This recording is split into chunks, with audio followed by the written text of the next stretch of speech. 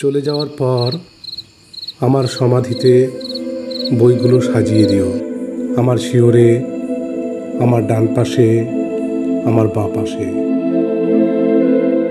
ঠিক এখন যেমন হাত বাড়ালে সব পাই, তেমন জীবনানন্দকে কাছে রেখো। নরম নদীর জল আর কৃষ্ণা দ্বাদশীর জ্যোৎস্না তো সে কবেই আমার বোধে সঞ্চারিত হয়ে গেছে।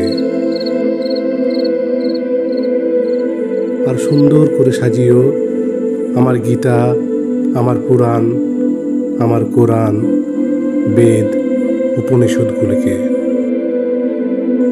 অর্থাৎ রবীন্দ্রনাথকে। আর একটু ধূপ জ্বালিও। ধূপের গন্ধ বড় প্রিয় আমার।